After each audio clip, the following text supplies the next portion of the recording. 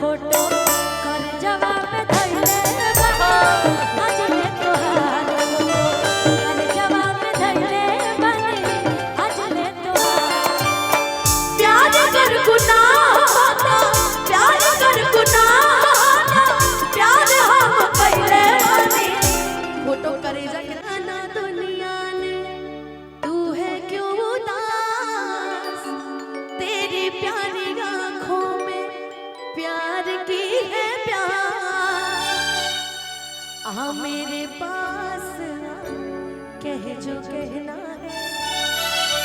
1000 में मेरी बहना है सारी उम्र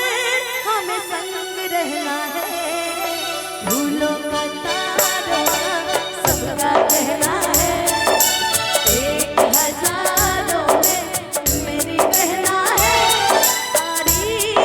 उम्र हमें संग रहना है भूलों का तारों का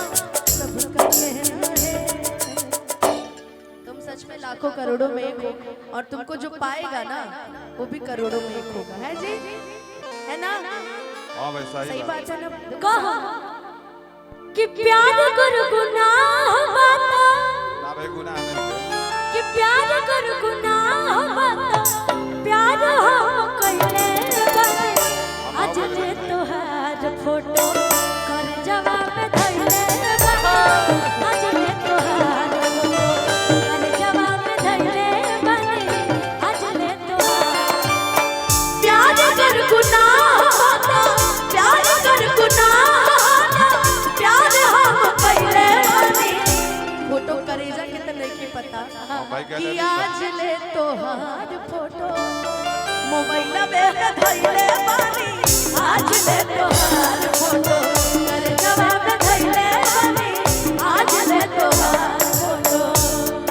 हाँ भाई ले बहन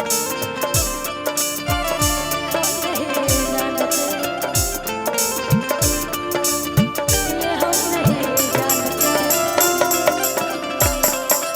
क्या बात है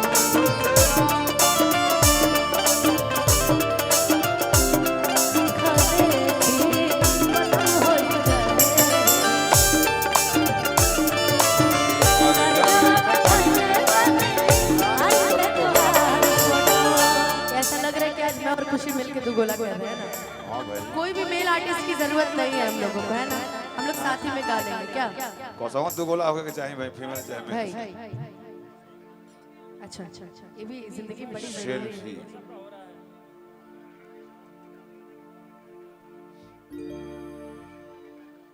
खिंचा के भैया